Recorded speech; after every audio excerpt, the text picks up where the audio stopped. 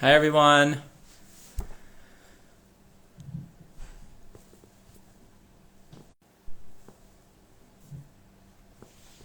Hello. Welcome.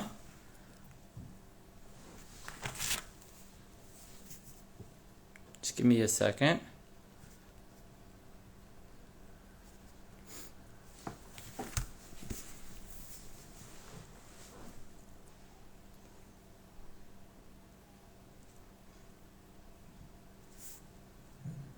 Hey guys. Rena Asher, hi, I see you.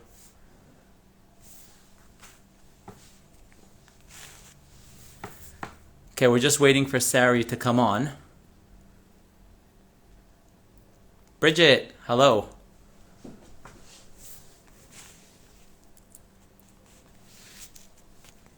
Hello everybody.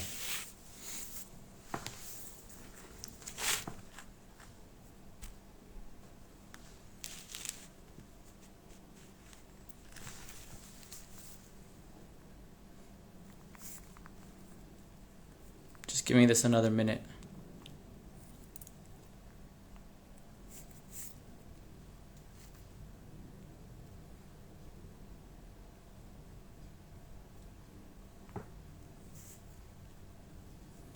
Trying to see.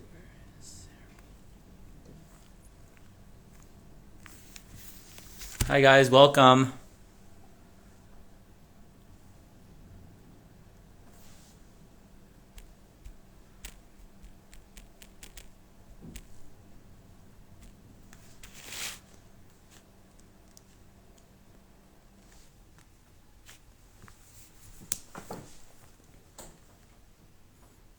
Hey everybody.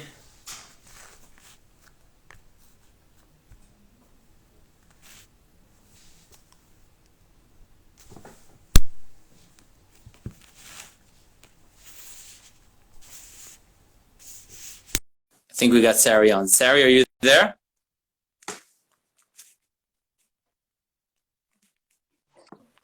We did it. Hello. Hi. Hi, Redson. How are you? I'm so good. I got nervous there for a minute. I'm like, I sent the request. I sent it. Yeah, just bear with my lack of Instagram use. Perfect. Well, all your knowledge will totally make up for it. So, Okay, I hope so. yeah, absolutely. I just want to say thank you so much for inviting me on, and I'm truly honored to be here with SBH and yourself. I know every time I ask someone or I told someone I'm going to be on live with you, everyone gave me the most positive feedback of how much you help and how much you do. And so I'm truly honored. Thank you for Thank you, having me. Sari. And I gotta say, I've heard the same. Everyone said, Sari, you're going on with Sari. That's so cool. Unbelievable. So I'm really excited about tonight, guys. And I see everyone sitting here and joining. So really, really looking forward. I'm just trying to figure out how to record this. I know they asked me from MHR to record this, and So I I don't see think the it's going to record be button. recorded automatically upon saving it. So Oh, when we okay. get to Got the it. end, we'll just walk through the saving process. Excellent. Okay, great. Because I know they wanted to share it. People were asking me, can you record it? I'm at this, I'm at that, I'm in Israel. So Yay! this is going to be good. Okay, so let's get started. I just wanted to first explain where, which part of SPH is providing this and how we're going about, getting to all of you. This was through the MHR department, and MHR is really a mental health referral. They're amazing. They're really so amazing at helping people come up with professional referrals, crisis intervention, educational programming, and their goal is to really help and be there for the community when people are going through a mental health crisis or they just need a referral. They're looking for a therapist. They're looking for a psychiatrist. It can be so overwhelming to find one. And what they do is they provide mental health support. They provide mental health education and resources, for all your mental health needs. So really a big, huge congratulations and a thank you to the MHR department in SPH. They really do such amazing work. Everyone from the top down. They are so dedicated and so unbelievably kind and dedicated to helping people and being there for all of us as a community. So really, it's amazing to be part of that team. So for those of you who don't know who I am Ratzon Golian. I am a mental health counselor. I have a private practice. I help a lot of boys, teens, adults. I do a lot of parenting work. I do a lot of work with anxiety, depression, getting people on track and helping, people feel good. That's really my goal. My goal going into this field was I just want to help people. And Sari, I know you share that same goal also. I know from what I've heard, you're so amazing with just wanting to help people feel good, inspiring them, bringing them up, helping them feel positive. So, that was my goal going to this field, at this point 12 years ago. So tonight we're going to be speaking about mindfulness, and what Sari does is spiritual fitness, which is such a cool name. She's the creator of Body Love, this course, and it sounded so cool from what I've heard about it. So Sari's going to start with her presentation regarding positive thinking. She's going to explain to us what she does, how she does it, how she connects with her clients, with the people she works with, how she helps them feel good. And hopefully you guys can come away tonight with some really concrete tools and as to what you can do to be more mindful and how to be more positive. So Sari, why don't you start by telling us a little bit about what you call your ABCs, and give us a little bit of intro and some insight as to your work. I'd absolutely love to. That was an amazing introduction about what SBH does.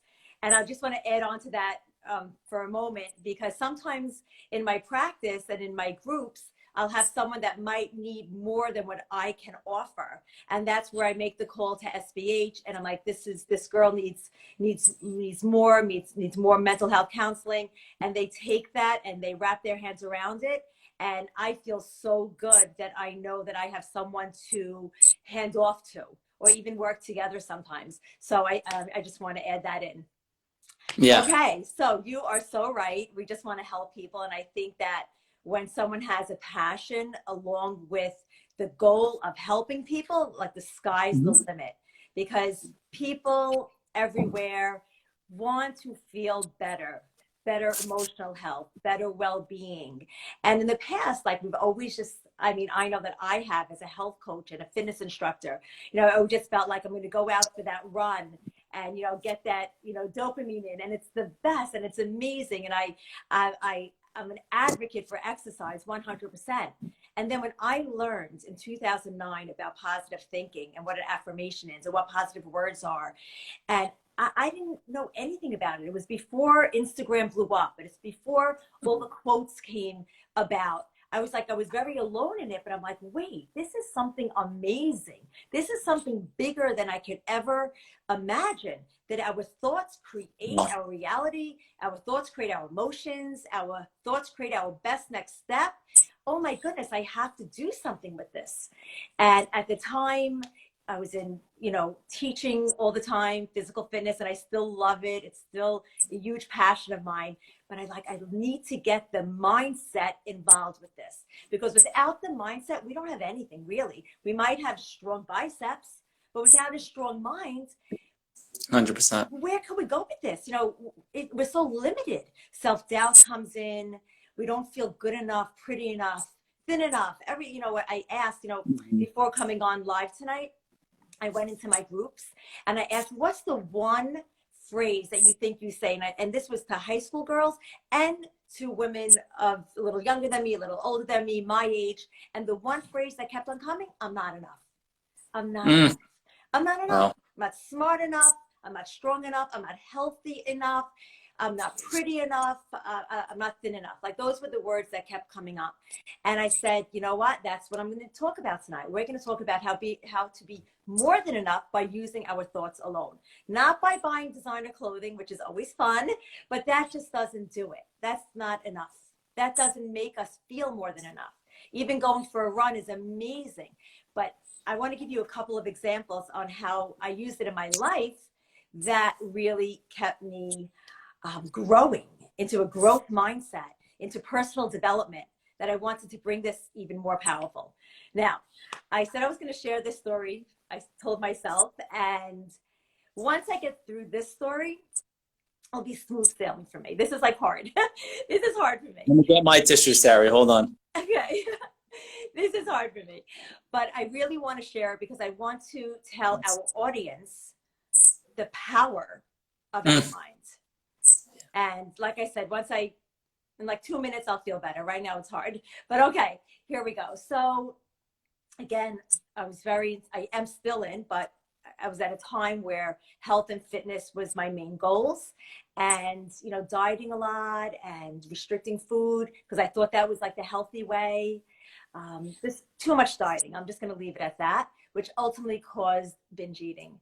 And it was really uncomfortable. And if anyone has gone through any sort of eating disorders or disordered eating, it's really, really painful. And I wanted with all my heart to get out of that time of my life. I wanted to do anything that I could. At that time, I was learning about positive thinking and mindfulness. And I'm like, wait, this might be the answer.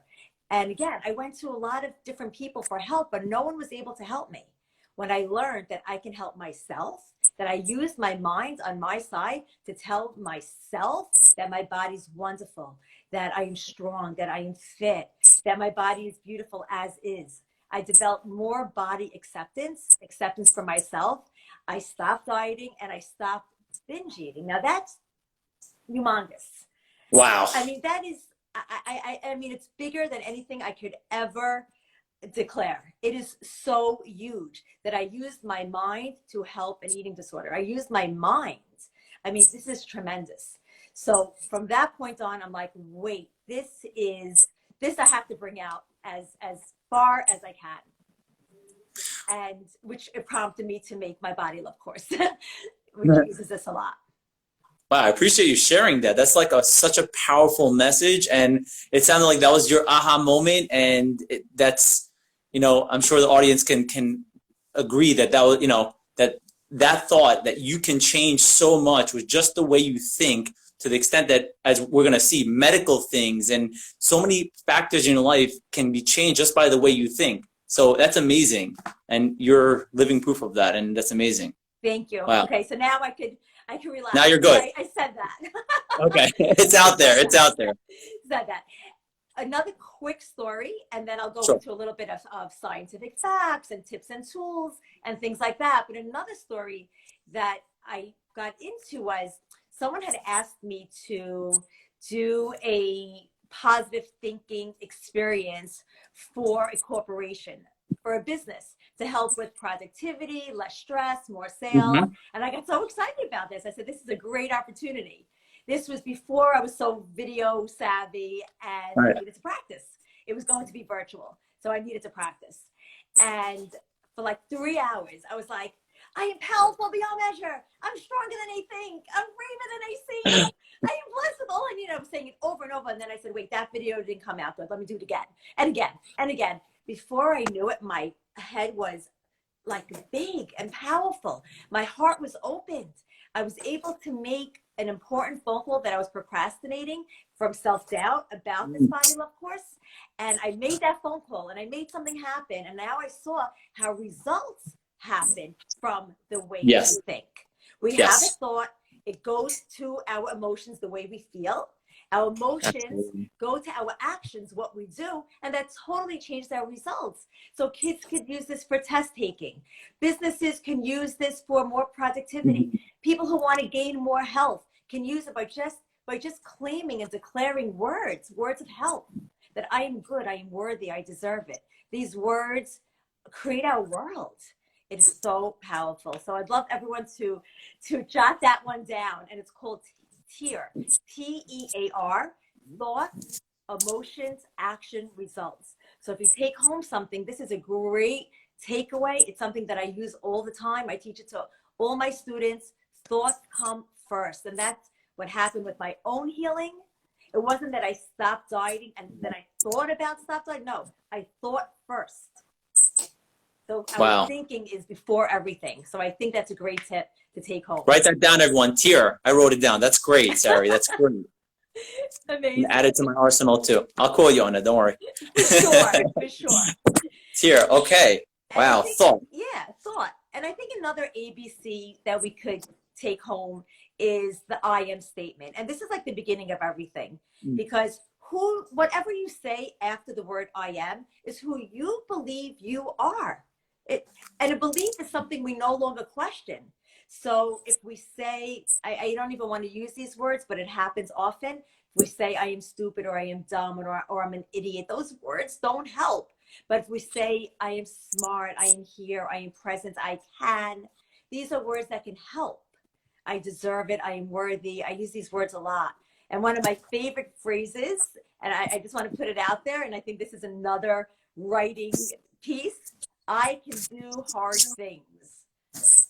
This to me is everything. I personally use it every day because we all have to go through hard things.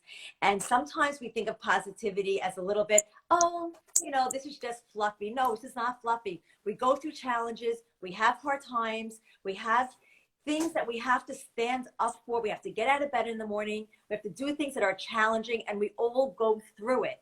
So I can do hard things is something that if people could take that home with them and use it on a daily basis, I think the word I can, I am strong, these words set a new belief, a new possibility for ourselves, because our inner dialogue is what sets the stage.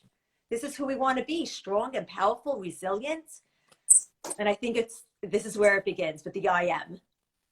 Exactly. Wow. What an empowerment. Like that's a sense of like, you know, changing, you know, from a sense of disempowerment to a sense of empowerment.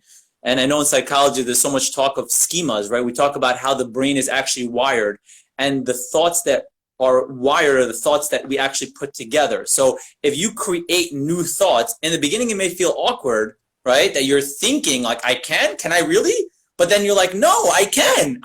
And then it becomes a new schema, it becomes a new belief. And therefore, next time that same challenge comes up, you can follow your new belief. Maybe it might not be next time, it might be 10 times from now, but you got to practice that. As you're saying, you got to just keep doing it until you really do have that belief, like I am worthy, I can do it. So that's what you're talking about, that sense of empowerment. It's amazing. I love how you explained that so nicely. Yeah. So important. And you were talking about how it takes time. And again, to everyone listening, this takes time. Again, I personally started this in 2009. It's now 2022 where I feel that real huge strength. And it didn't happen in one day. When I first practiced this, it felt so awkward. And I think that's a great word. You know, speaking is everyone's biggest fear. And here we are. I'm asking people to speak and to declare and put words out. And it feels scary, but over time it feels like natural. So very important. So another ABC that I'd like to give out, and this to me is super exciting. Okay, I actually just read this very recently. I was preparing for a class and this came up and I'm like, wow, I got to add this in for tonight.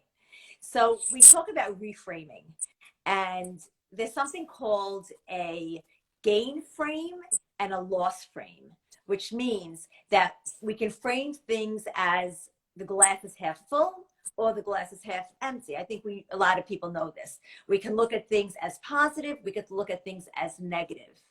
But a research that I just learned that I thought was so exciting, I get excited about this stuff, is that it takes 7 seconds for the brain to go from positive to negative really quick.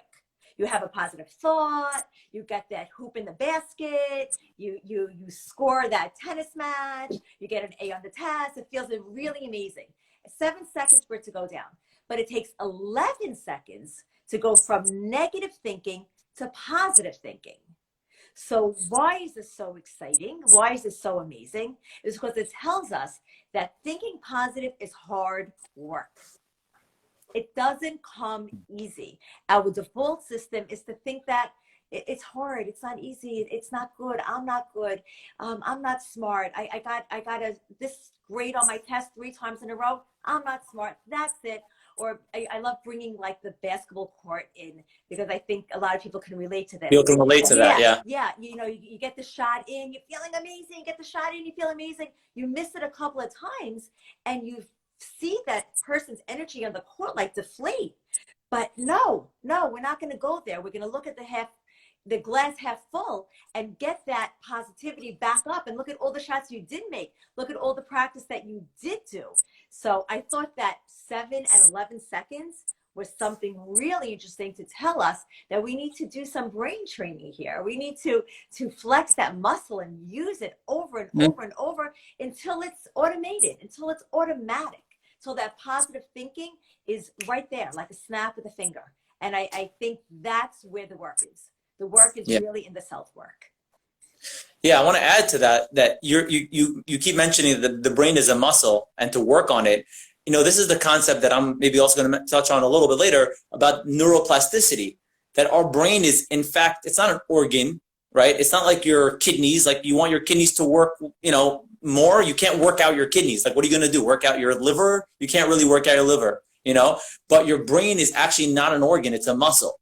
So if you're able to work your brain, you're actually strengthening it. You're strengthening that muscle. So that's following what you're saying regarding work that muscle, work it. You know, it takes 11 seconds to get to that positive place. It sounds like a short amount of time, but it could be long, but it can be done. It can really, really be done. You know, Right. I agree. It can definitely be done because I think we're proof in the pudding. We do the work. Yes, we And do the you work. have to do the work. There's no way Absolutely. around it. You have to do the work. And what I like how you're mentioning about fitness is because my spiritual fitness practice, and again, I want everyone to take this message home. You don't need to come to my class, but I just want to explain a portion of this, of why I do this in my class, is because where are you screaming, I am enough? Where is anyone screaming this? I don't see anyone screaming down the streets. But here I put in a class format that I give you the opportunity to declare who you are. I give you the opportunity for brain fitness. And I think that's very valuable. So you have a chance to train your brain while exercising your body, while taking in meditations. I know I'd love to hear your thoughts about that. While taking in visualizations, while journaling on this. So I think it's such a super powerful experience to have a space to do this. And that's why I get excited. I get excited every day to wake up to teach this. I love it. So you're saying that people should get up at some point during the day, scream out something, I am and I can. All right, everyone, listen, that's what you need to do. Sarah's saying, doesn't matter if you're in a house. And if people think you're crazy, that's fine. You know, oh, 1,000%. I sing in my car and people look at me and I'm like, okay, I'm singing, and they clap along, you know, it's fine, you know, but just do that. Just say, I can, I am. And that will eventually change your mindset towards, you know, some of the feelings that we have about ourselves. It's so important. Definitely. Okay. Great, great. Thank you so much for all these ABCs. I'm happy for you asking of all these ABCs because I'm so excited to give them. Share them. Yeah, this is what we're here for. And I know, and I think this is going to segue right into what you speak about a lot about mindfulness, is that I know in order to retrain your brain, it's very important to be aware of your thoughts, which comes into mindfulness. So they really worked hand in hand. So I would love to hear from you because I didn't really hear your story so much. I just know you do a great, amazing work about Thank you so much. You know, what motivates you so much to do this, and all about mindfulness that we also want and crave. Yeah. So did we get through all your different tips, or well, actually I have a few more. I have what, should I do one more? Do we have time? Do one more. I got to hear one more, Sarah. Let's go. Amazing. Great. So another one that I really love, and again, I didn't really give the tips yet on how to do this at home, but another reason why I love this again is because every time we have a positive thought, there is a chemical reaction. It's just bottom line. So cortisol, our stress hormone, decreases, while serotonin, our positive chemical, increases. So we're feeling less stressful and calm every time we think a positive thought. So again, why do we come out of these experiences of maybe journaling or declaring or thinking these thoughts? It's because it actually feels good. And our body is wired to do things that feel good. We want to feel good. We want to thrive. We want to be in the space of, wow, this feels amazing. I'm going to think more positive thoughts. I'm going to get my serotonin up. I'm going to drop my cortisol. Stress is like a pandemic right now. Stress and anxiety, these are the two words we've been hearing a lot. It's everywhere. It's everywhere. Maybe due to social media, maybe due to perfectionism, whatever it is, it's everywhere. So if we have tools, our own self-tools, then we need to use them. We need to use them. Yeah, absolutely. Yeah. Wow. Yeah, Stuff. so we have a lot. We have so much. I could go on and on. So you just tell me when. I want, it's funny you say that, you have, you're in your class, people scream and they're Yeah. saying I am and I can. I got to tell you, people scream in my office, but for other reasons. At least when they start out. At least when they start out. But now I could have them segue and reframe and different action of saying I am and I can in a different way. So But important. everything So you touched on important to take is responsibility of our thoughts. That's really good. 100%. And everything you touched on is so perfect, so relevant, and so powerful in terms of, trying to really, really retrain our brain to be more positive, to feel more empowered, to feel good. And one thing you mentioned was the idea of being able to be aware of those thoughts. And that's really where mindfulness kind of comes in. And I'm going to give you people throw that word around. It's been a buzzword, mindfulness, mindfulness, mindfulness. But I do want to really explain what it is and how simple it actually is and how you guys can all implement it. But I do want to just first explain what the issue is. What's been the issue? Why has mindfulness become such a buzzword, and why has it become so relevant, especially in today's day and age, post-pandemic? Well, I can't even say post-pandemic. I hope it's post-pandemic. No one knows anymore. But yeah. But what is this buzz with mindfulness? And it comes from a bunch of research studies that pretty much all of them came out with the same sort of number, 47, 48%. That 47 or 48% of an adult's waking time, they are not actually aware or paying attention to what they're doing. Which means that you're going about your life, you're dealing with your kids, but you're not there presently. You're eating, but you're not really thinking about what you're eating. You're working out, but you're not thinking about what you're doing with working out. You're going through the world, you're driving, you're going, you're coming. You're not really present 47% of the time. That's an incredible and staggering percentage. That means Like pretty much half of your waking time, you're not actually present in what you're doing, right? Which leads me to believe, and all the research to believe, that you're not actually living. You're not actually enjoying and appreciating life. I could imagine, you guys can all imagine, if you're not really present, how can you be the best mother or father? How can you be the best spouse? How can you be, a good employee? How can you be a good employer? You're not really present. You're not really there. So that's a number that we've been trying to change. We've been trying to fix that issue. And again, part of it is that, what's distracting us? Why are we not aware of what we're doing? It could be everything and anything, but really it has, technology plays a big role. I forgot exactly the number of times. The average was like 170 something times a day that your average adult male is or female is checking their phone, right? That's a crazy amount of time to be checking your phone. And every time you're checking your phone, you're kind of not where you are. Right, we see this all the time. People sitting at a table or going out to eat, and people are on their phones, and they're not really present with each other. It's really sad, honestly, right? Use that word, sad. It really it's is sad. We're losing ourselves to everything else out there. Taking quality of life, exactly. Quality of life decreases tremendously. And this, by the way, is what leads to a lot of anxiety and a lot of different, frustrations. And I'm going to explain how. So what is the concept of mindfulness? Mindfulness is actually an old concept. It's not a new concept. It's taken from Zen Buddhism sort of stuff. I actually think it also has a lot of sources in the Jewish religion, where we take the concept of concentrating and being there for being present in what you're doing. And the idea really is that you're very, very much present. So mindfulness is the ability to focus attention and to be aware as to what is in our mind and in our external world in the present moment. So meaning to say that when you're somewhere, you are present and there and paying attention to what is going on for you and what's right around you, right? So if you're with your kids, you're trying to gauge what's going on for them and what's going on for you. If you're eating, you're paying attention to the food, you're paying attention to how it makes you feel and how it tastes like and what it feels like, right? So it's the idea of being in the present moment, just being, right? So the problem is that very often that when we're just trying to be, We can't just be because we're getting distracted. One of the things we're getting distracted with, I said, is the phone. But another one is our own other intrusive thoughts. A lot of evaluation, a lot of judgment ends up jumping in. A lot of like self-shame, doubt, right? Very often people have a hard time even sitting by themselves. I think there's another research study done with, can people sit by themselves or not for more than a certain amount of time? And most people cannot even get to 10 minutes, maybe even not 5 minutes, because the second they sit down by themselves to just be and with no other distraction, a lot of thoughts go to negative thinking, like you were saying.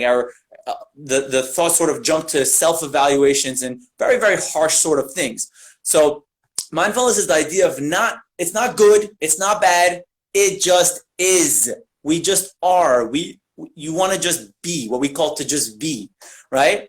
Which is a fairly simple concept, but bring in distractions and it becomes very, very difficult, right? So this is the idea of mindfulness. Now, why is that so helpful? What does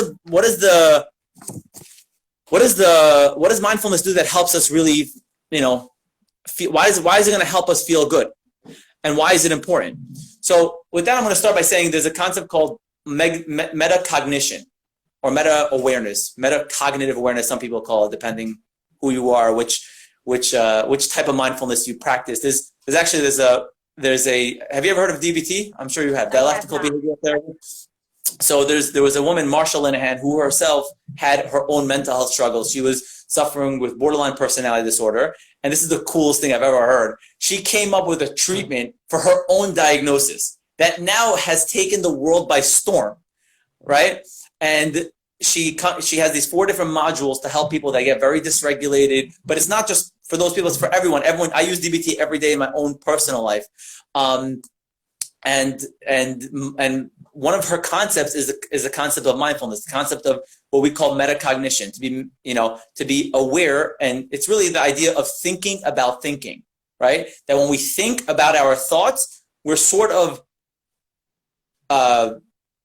what's the word? I guess just putting ourselves at a distance with that thought or emotion, right? So if I fail a test, it's just, oh, I failed the test. How does that feel? Okay, I'm feeling not that great. Instead of saying, I'm such a failure, I'm terrible, I can never pass, right? That's already judgment. That's already evaluation. We do this for a reason because we want to try to take action, right? We want to try to grow as humans. Our goal always is to try to grow. So we think that by shaming ourselves and putting ourselves down, I'm going to stop myself from failing in the future. So let me tell myself how bad I am and how negative I am so that next time I can do better. Now, the problem is that doesn't really work, because if you put yourself down, right, all those negative thoughts that you mentioned, Sarah, before, you put yourself down, what's actually happening psychologically is the parts of your brain that are responsible for growth and learning are actually shut down. Shame and guilt are killers for that part of the brain. They shut it down.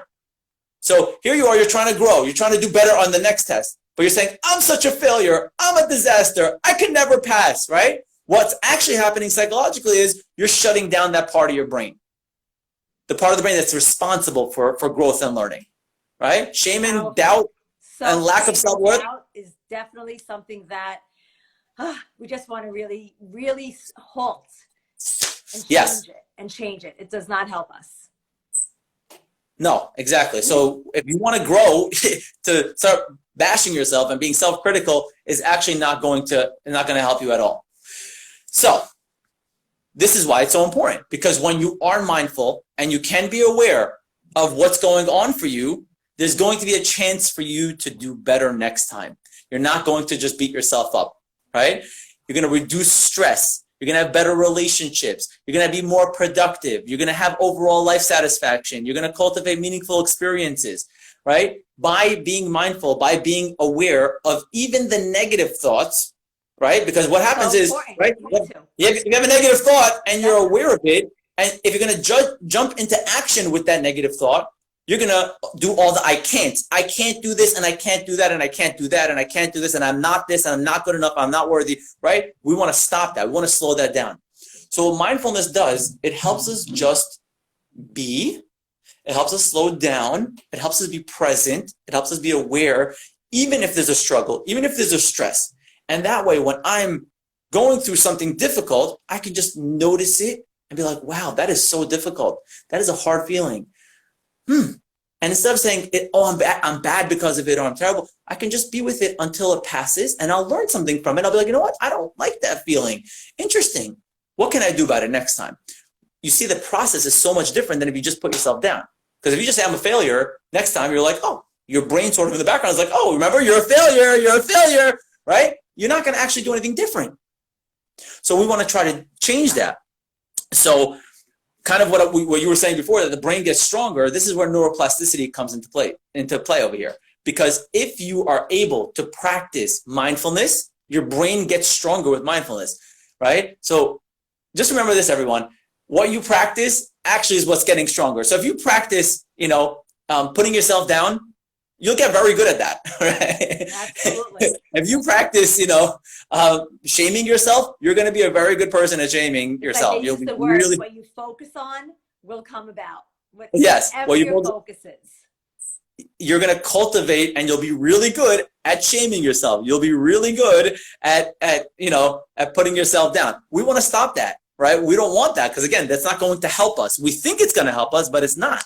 Mm-hmm. We don't make good decisions when we're not mindful, right? If we're going to jump into action, we are making decisions from an emotional perspective versus a logical one, versus one of reason, of balance, right? We want to try to make good decisions, not decisions that are based on our emotions.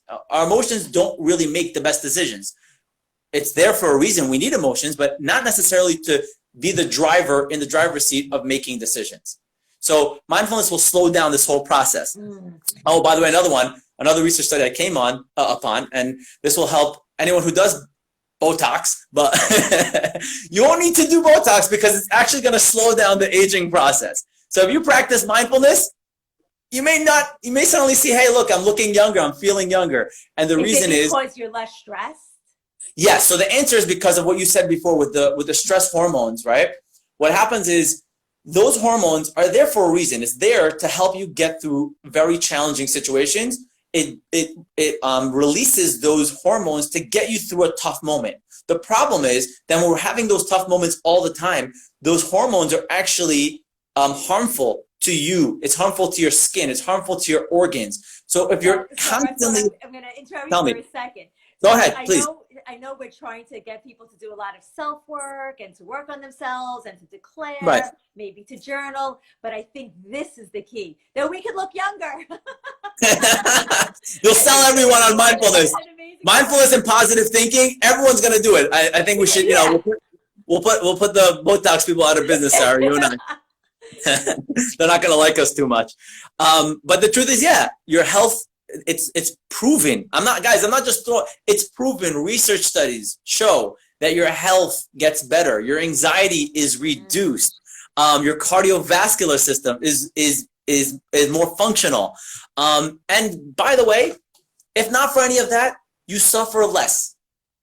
I was just going to say that it feels good. You feel better. And I'll explain to you why. It's very simple. Good.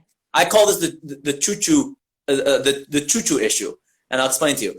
If someone is going through, let's say they fail a test, or you know what? I'll use your example, Sari. If they go to the gym and they're playing basketball and they take a shot and they miss, and they take another shot and they miss, and now they're frustrated, they're upset at themselves, right? So what's going to happen is, if you're not mindful, you'll be like, oh, you really stink at basketball. And you know what? You stink at everything else too. That's why you always fail in everything in life. That's why you didn't do good in here. And that's why you had this relationship and that relationship. And this is why you're always sad. And this is why this has failed and that's right? You choo-choo. Everything's a choo-choo. So now you had one issue. You just missed a couple of shots in basketball. Okay. But you know what? Now everything else is following along the journey of negativity, because now you had the basketball, and now the other thing comes up, and the other thing. You weren't mindful that, hey, I'm just not feeling that great right now because you know what? I missed a couple of shots in basketball. Does that feel good? No. It doesn't feel good. But is it the worst thing in the world? No. Okay. Can I do something to make it better? Yeah, you know what? Maybe if I got a coach and whatever, and I got more in shape or whatever it is, I'd be better at taking that shot. You're finding the reasoning. You're finding the reasoning. You're finding the balance. That's right. Reflecting on it. And that's where journaling comes in a lot. reflecting, Yes, if you thinking about journal, you could reflect that Yeah. just because you missed those couple shots, why do you have to suffer that day from last year's problems or the year before and the years before? Now suddenly you're suffering from all these other issues because of the couple of missed shots. So that's why it's so important also to be mindful. Even if you're going through a struggle and you're having something negative happening, okay, so we're able to think about it. You're able to, what we call, let it pass, right? How? Because you're actually sitting there and you're thinking, or you're aware that this is a negative feeling right now I'm having, and then it could pass. It doesn't have to bring along everything else and then drag you down for the next 3 days. And it can also take it in the reverse, I would say, because we're thinking about the past, but thinking about the future. There's so much worry that goes on. Worrying about what's going to be. Oh, I'm not going to have a good time at the party, or I'm going to fail the test. I'm not going to succeed. Putting ourselves in the mindful zone of what am I thinking? How can I challenge that thought? Do we really know the outcome? We really don't know the outcome. And if we could put in that positivity and that thinking, that we could declare, I love the term, we could declare winning at the beginning of the journey. We don't know what's going to happen. We didn't know how this live is going to come out. We don't know anything really. All we know is that we put in the effort, we do our practice, and then we just let it be. And I think the term, and I love this term a lot, to go from warrior to warrior, to be a warrior thinking, a power thinking. So a lot of times I find a lot of worry. What's going to happen? I'm nervous about things, anxiety, future. Let's stop that in the tracks and be more mindful of what are we thinking, challenge it, and flip that switch, make that change. I think that's another aspect to go with on top of what you're saying about thinking of the past. Yeah, exactly. And even if there are worries that are in the present, right? Whatever it may be, whether it was, the pandemic or a job loss, or, during the day, I deal with a lot of people that are going through financial stress, it's so important to be able to sometimes just be okay with just having that one specific challenge and not bringing in everything that they're challenged with. And I say, listen, yes, there's a financial stress going on right now, and we're going to deal with it. We're going to figure out a plan to deal with it, but we're not going to bring in now the relationship and this and that. We're not going to start, because that's what ends up happening. They're so stressed, and that's so detrimental to their mental health. But if they don't just be mindful of, okay, we're going through a financial stress, but we're going to just focus on that right now and not bring in every other stress, to mix and make it so much more overwhelming. So my point overall is that we suffer less when there is more mindfulness. I love that so much, because that's all we want. We just want to feel good. Want to feel better. I love those points. Love it. Yeah. So good. So good. Yeah. And I mean, why else is mindfulness important? We miss out on life, as I was saying. We're with our significant other, we're with our kids, we're out with friends, and opportunities pass by and you don't even notice them, and you're like, wait, I just missed it. You ate something. How about when? Yeah, I love this. I read this in a book somewhere, that we're human beings, not human doings. And I thought that was such a great example of being. And like you said, it takes a lot of practice, but being okay with ourselves, being where we are, not needing to get distracted. What's the next thing? What's on Netflix now? What are we changing the channel to? A constant change totally distract us from our being, our center, our groundness. And I think it's super important. I love everything you're saying. So I just want to give everyone a couple of concrete things they could do for mindfulness. What can we do to be mindful? Again, it sounds so, people, you said the word meditation. People think they have to go on this retreat on the mountaintop, sit and be mindful, right? And we're going to be mindful and we're going to meditate. Mindfulness is based, as I said, off of meditative sort of the world of meditation, but it's not that you need to go somewhere random and sit in some random hilltop to go meditate. You could do this in such a short amount of time. And I'm going to explain to you exactly what you guys can do to practice mindfulness. So I would say step one, it's very simple. Decide one area in your life, one area that you want to practice mindfulness, and to just be for 30 seconds every single day. And you could obviously increase it, just like in the gym. You go to the gym, you don't just suddenly do a planks for 2 minutes, right? You start with 10 seconds and you move up to 20 and then to 30, right? So we're going to try 20 seconds if you can't do 30 seconds. Start with something small that's manageable. And what you're going to do is you're just going to be, whether it's your kids, right? You're with your kid, be with the kid. Put your phone aside, say, I'm just going to try to be with them for 30 seconds. And what does that mean? That means your thoughts are on what is that child going through and what am I going, what are my thoughts and feelings right now in this present moment? It could be with kids, or if you want, it could be with eating. It could be with working, by the way. I feel like it's challenging, and I just want to bring this up when it's like, let's say a mom and a child, like, two. It's one thing to be in a yoga studio and being mindful and being by yourself, but it's another thing to be mindful within the chaos. Mindful 100%. when there's a couple of kids around.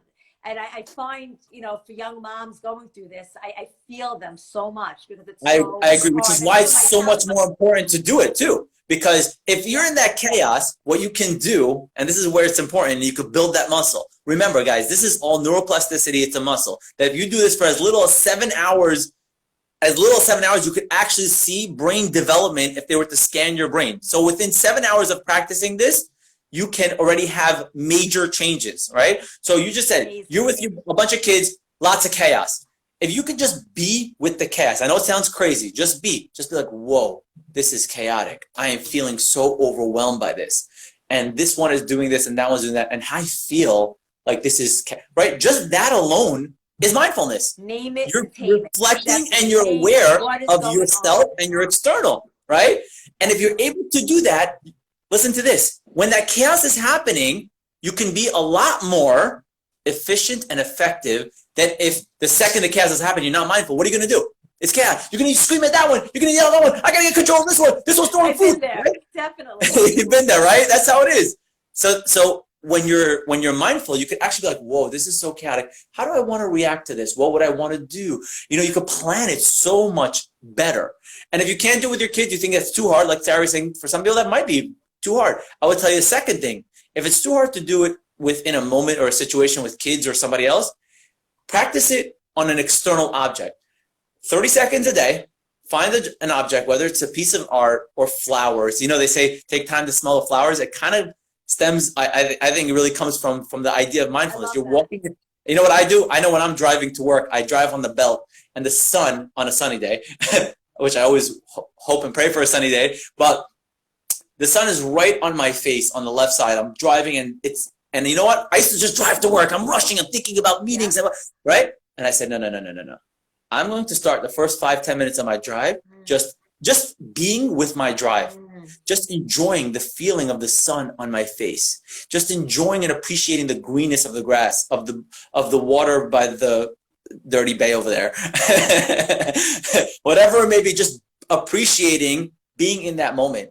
And that sets the tone for the entire day. I cannot tell you. So it sounds very meditative, but again, you could practice this on an object, on a flower, right? 30 seconds. And when you do that, do it for 40 seconds. Don't get distracted and just be mindful. And when you see your mind starting to, get distracted, bring it back in and bring it back in and bring it back in for that 30 seconds until you have that down.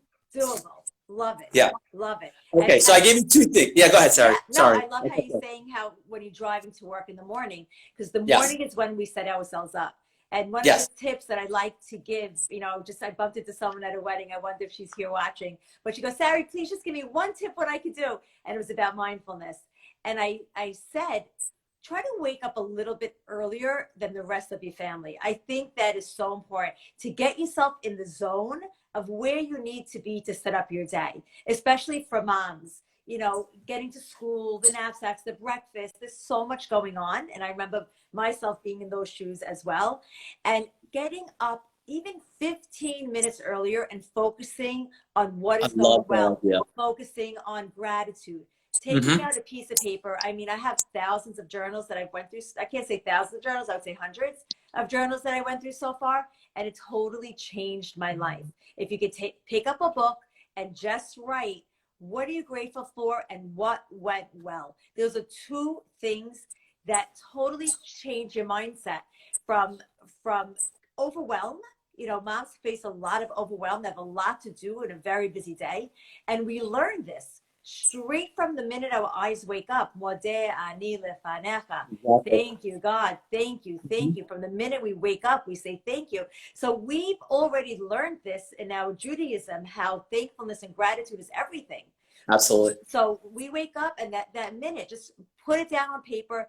Give yourself 15 minutes before you wake up. Get yourself settled instead of waking up to the chaos, and then the chaos is in front of you. Get behind it. So you could be mindful before it even happens. Yeah. So I like to give that out. Wow. No, that was exactly spot on. Very good. And you could do it before the chaos. You could do it in the middle of the chaos. You could do it at the end of the day. Absolutely. It's very grounding. Also, while you're in middle, if you're going to do it in the middle of the chaos, it does actually very much ground. So, which is also very important. It could refocus your energy, and it could, give you direction. Yeah. Okay. So I gave you two so far. I'm going to give you a third one. And I love this one. I really practice this one, Sari, where it's the stop. Which is to stop the urge to just check the phone constantly everywhere you are. Applaud to that, because that is everything. I'll tell you why.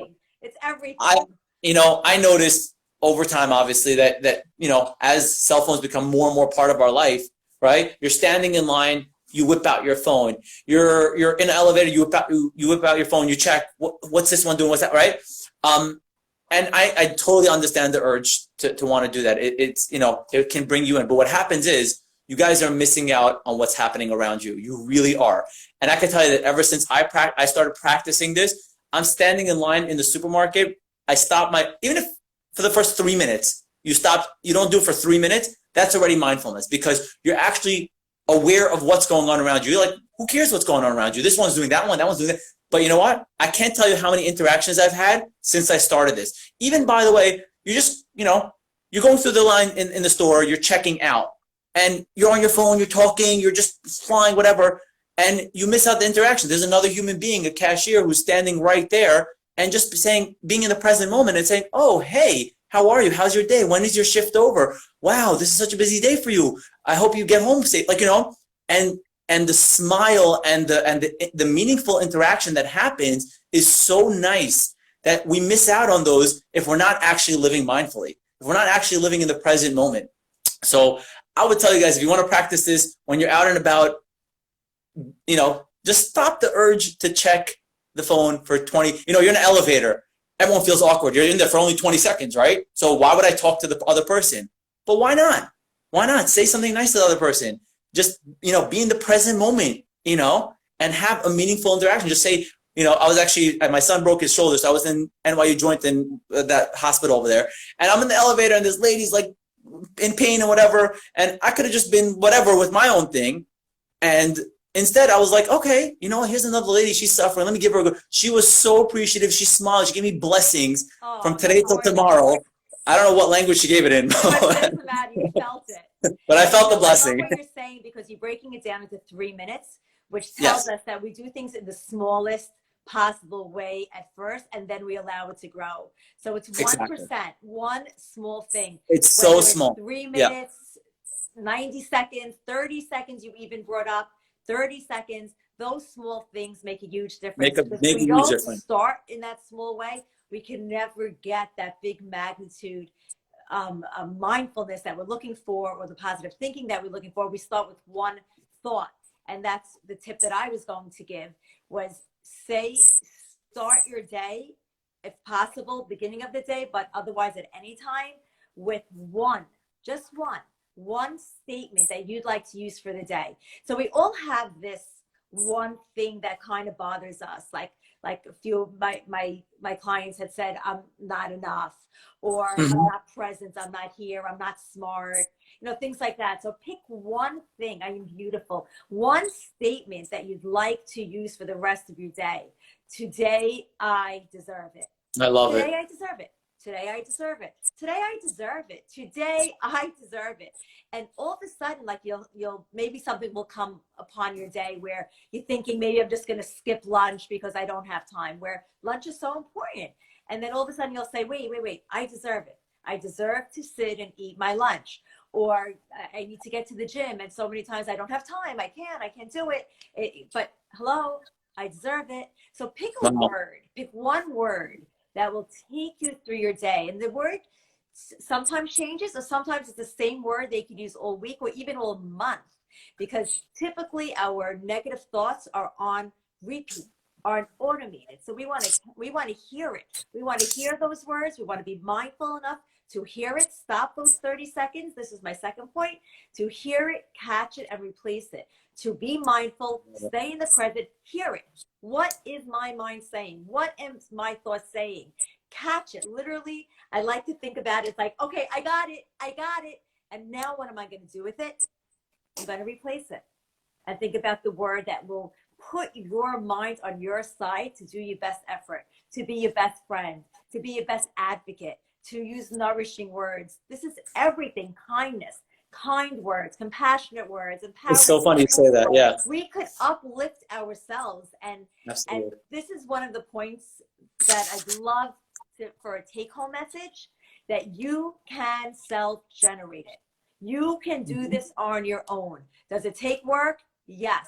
But it could take 3 minutes. Yes. Could it take 30 seconds? Yes. But the most important thing is that your first step is on the journey, that you have this desire, that you want to create this change in your brain, that neuroplasticity. I love that. I didn't know it's 7 hours, but now that I know, I'm going to use it.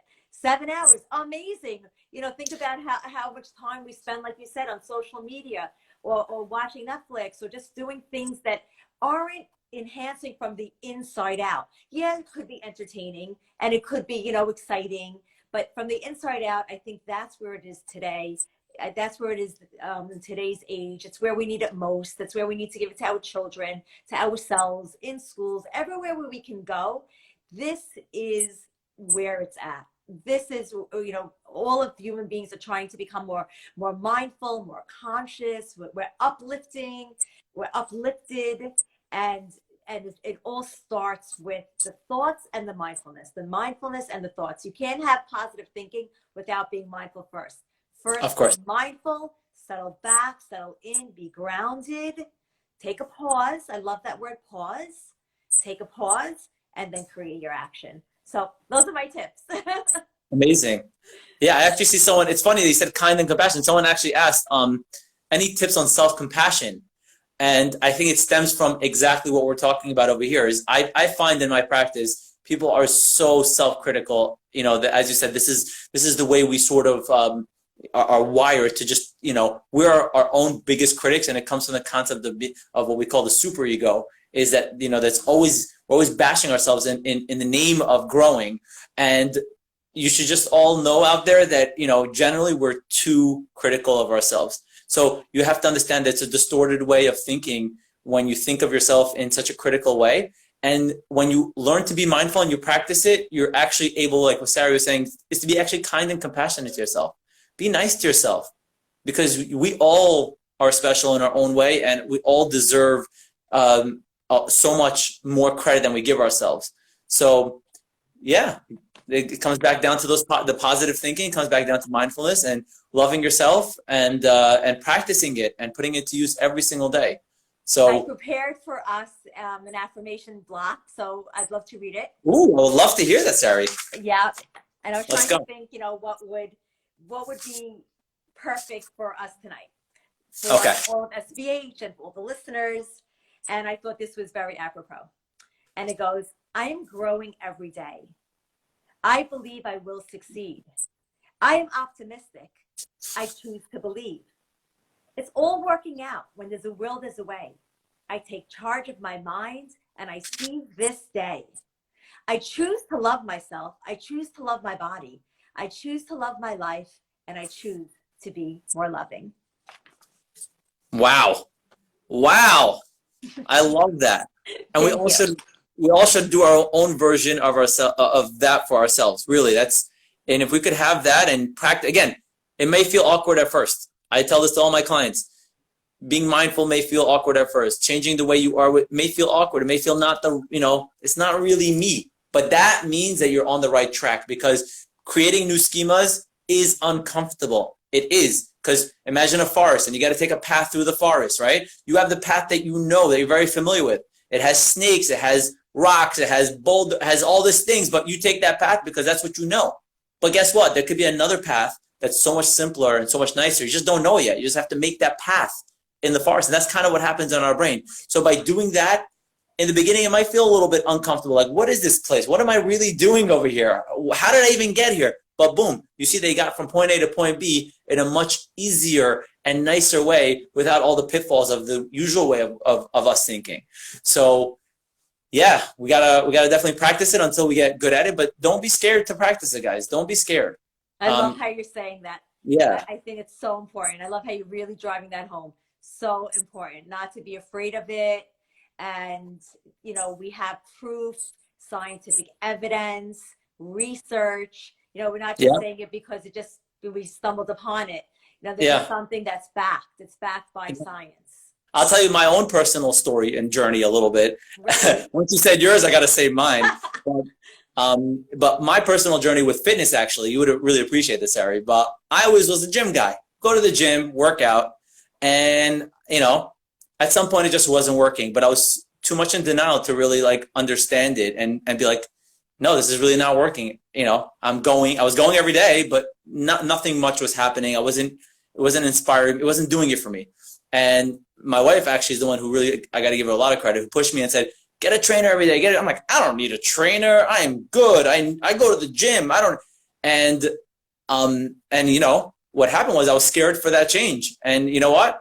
I'll be honest, doing that changed my life, but it was something I was scared of for a while until I say, you know what am I doing? I practice, I preach this stuff. You thought like it might just be too hard work to be with the trainer. It might be too hard. I might fail at it. And if I fail at that, then I really have no chance at ever, you know, being successful at it, you know? And until it got to the point, I'm like, no, I can't be afraid of anything. I got to just go ahead and just do this. And it was the first time I ever did a trainer, and it was weird at first, but you know what? Best thing I ever did in my life, because That's now, so fantastic. well, I can't say the best thing in my life, but one of the better decisions I've made. And you know what? Even further, that we could know when we need support. Yes, Sometimes exactly. we need support. Exactly. Support, and that's okay. Mm-hmm. You know, someone who's been there before, who's done this before, could hold our hands and just take us through. So congratulations for that. Amazing. And you told me, I know when we spoke, that you go 5 days a week now. 5 days a week, every morning. This is my thing. And you know what? I try to do it in the most mindful way possible. So, you know, obviously with what I do, there's so much stress and so much going on all the time that I could get easily distracted. And I'm not saying I'm perfect at it. I'm not perfect at it. But I really try to practice it where I'm doing it in a mindful way. So yeah, when you pray, I want to do it in a mindful way. When I work out, when I drive to work, when I'm at work, when I'm with my clients, you know, it's just a way of life. And if you practice it, you guys will really see that there's such a big difference. And the people that I've worked with who've done this successfully and are implementing it really, really see a difference. And they're so much calmer. Their parenting is so much calmer. Their relationships are better and easier. And it's just, you know, it's really amazing how you can change the way you think and think positively through mindfulness. So something that we really need to really practice every day. And if you don't, you know, I guess this is a good segue to kind of explain back to the MHR piece. It's like, if you're not sure, you know, there's always people there to reach out for help. You know, that is what they do. You know, they're there for you. You know, I could give you their number if you guys want, 718-787-1300. They have referrals in Brooklyn. They have referrals in Deal. There's the mental health clinic. They do 16,000. Sarah, can you believe it? 16,000 sessions a year. Unbelievable. Last year, 16,000 sessions of hours provided for people that were, you know, struggling in one way or another. I was on the SVH run, and you did it? That's so amazing. I got the SVH vibes. We were all like gung ho, coming back to volunteer. We just got infused with all of what SVH does, and it is phenomenal, amazing. We're blessed to have this in our community, and I think everyone could tap into it in some degree, either by volunteering, giving what they know. You know, I just got their booklet, and I'm like, wait, you know, for a 12-year-old can volunteer, a 17 and 18 and 20, everyone and anyone. And it's exceptional. So I love everything that you do. I love everything that you spoke about. I'm wondering if there's any questions, because I know. Yeah, if you guys have any questions, you can jump in and just put it on the comments and I'll try to read it out loud. And we could try to answer a few To questions. know how everybody felt with this, if anyone learned something, any nuggets. If anybody wants it, we have a minute or two to leave it in the comments. I'm happy to, but you know, I'm not wearing my glasses. I put that out. I'll read it. I'm going to try to read read it. What practical things can be? Let's see, I got my. I think, Sarah, this is a question for you. Okay. What practical things we can do to get I think this person meant rid of negative self-talk and negative thoughts and emotions. What practical things can we do? What practical things do yeah. Do you want to maybe just summarize it? I think a very practical thing is, really is to take out a piece of paper and write down the negative thought that you feel that you're having that's on automated pilot. Challenge it. It's challenge it. Say, is that really true? Like, let's take an example of, I'm trying to give an example. Let's do a, not pretty enough. Let's use that one. You know, is that really true? Is that really true? Let's think of all the beauty that you have inside of you, of all the ways you hug your children, of all the ways that you use your body for love, for giving, for family, for cooking. Like, is that really true? Like, challenge that negative belief and rewrite it. Rewrite your own story. Rewrite your own version. Rewrite your own words. It's very, very practical to do. Every day, you know, if you're feeling stressed, like, you know, think of all the things that are common in your life. Focus on the good. That's really the bottom line. Focus on what you do want to see instead of what we don't want to see. It's like how we started the live with the half glass full or the half glass empty. Focus on the good. Once we focus on the good, more good comes out, more positivity comes out, and we actually feel better. I hope that helps. Do just one. I think how Roxanne said, the 30 seconds, one. And that's all it takes is, I would say, 60 seconds at very most. And we all have 1 minute an hour a day to do that. Just it's amazing how that few seconds makes such a big difference. And people think it takes hours. It doesn't take hours. Guys, it does not take hours. No. People are shocked when I say that, but it doesn't. Right. It's just a couple of seconds a day. And again, it's usually the same negative thought that happens all the time. Such a good live, yay! All calls are confidential, definitely for SBA. Thank you. Someone is asking, I asked myself, what is the root of the negative thought and where it stems from? And when I recognize that, then the negative thought leaves on its own. I'm assuming that's a question because that person is asking themselves, but I'm reading it, so I'm assuming they're asking on this chat. Where did negative thoughts stem from? So this is what I was explaining regarding schemas. It usually starts with something a failure of some sort that we sort of turn into a schema. So like, let's say at some point in life, we failed at something and suddenly we're like, oh, we're really not good at whatever. Or we're, you know, maybe someone said something to us like, oh, you're so ugly. And then you go around thinking to yourself like, oh my gosh, I must be so ugly. When that person maybe just was saying it because they had a hard day or whatever it is. And it's not necessarily, you know, a reality. And even if it doesn't, you know, you have to kind of make your own assessment as to whether or not you agree with that thought or not. And that's where the mindfulness and the positive self-talk comes from. So it's hard to really answer where all negative thoughts come from. It's not all from the same place necessarily, but schemas are built over time, over the course of our life. And, you know, at the end of the day, we're a product of our experience, our thoughts, but we can change that. So if you have a negative schema, you're not necessarily stuck with it. Again, your brain is a muscle. Just because a part of your, let's say my arm is really weak, you know, I had ACL surgery. All my muscles in my leg, you know, were gone. I had to rebuild it. It took 2-3 months, but I rebuilt all those muscles. Same thing for the brain, right? So if there's something that you're thinking that is a negative schema, you can retrain your brain to have a positive view of yourself. If that answers that question. Okay. Somebody said, how do you stop comparing? And I'll answer that one. A way to stop comparing is really to celebrate yourself. Looking at other people and comparing ourselves is really a negative spiral down energy. It's more important to look at our own selves and celebrate our own strengths on a daily basis. That 30 seconds, what are you celebrating? What are you complimenting yourself on? Where are you giving yourself kind words? Where are you empowering yourself? tell yourself all the things that you're good at. I know this sounds like it might feel funny or awkward, but I do this every single day, and I promise you it works. Focus on what is going right about you. And the more times we can see that, everybody else goes in the distance. Doesn't matter how somebody else looks. It doesn't matter what somebody else is wearing. You know, that those sort of things never end. It's our own selves that needs to get built upon. Our own selves. And once we build that within ourselves, everything else gets washed away. Like it doesn't matter anymore. So continue, but what I'm happy that person who asked it, because if you are aware that you are comparing, then you know that you'd like to do something about it. You want to improve yourself on it. So it's a self-growth, it's a progress. We're not looking at perfection here. It's one step at a time. It's one 30-second reframe, one step at a time. So I hope that helps.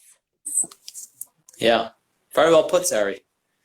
Do you want to say how people can join your class? I would love. Absolutely. Is it only for women? This is terrible. We got to make amends. Not only for women. That's a oh, really? So I do hold women classes, and okay. It's on Sunday mornings and Tuesday mornings and a Monday at 1 o'clock. And for men, it's really with families or with groups on a private. Oh, cool. Yeah, you could come with your family. I've done this before. It's amazing. That's so cool. With kids of all ages. This is for everyone. Even if someone wants to do this in a chair, they could be sitting down. It doesn't necessarily have to be high energy movement. There's all sorts of ways to be in touch with my spiritual fitness experience. And I want people to know that this is doable, and my class is the practice of everything we spoke about. So if you want to become more mindful, this is the practice of it. If you want to be aware of your thoughts, this is the practice of it. And if you want to train your brain, this is the practice of it.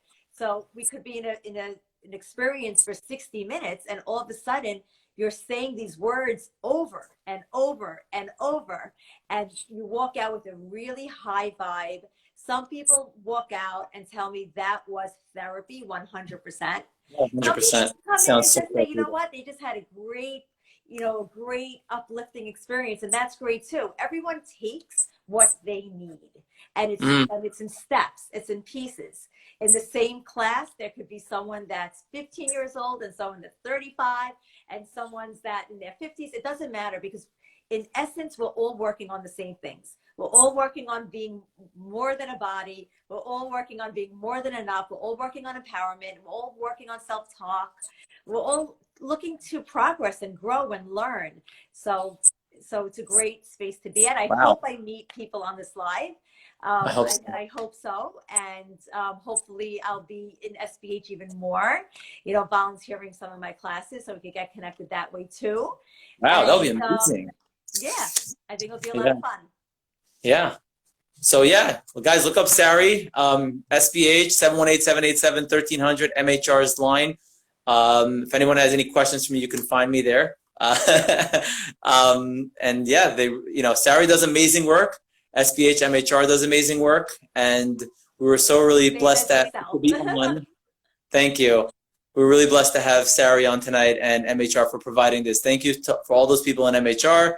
Thank you for everyone in SBH. Thank you, Sari, for joining us and giving us and sharing with us all your insight and all your wisdom in positive thinking. And really hope you guys gained from this and enjoyed this live stream.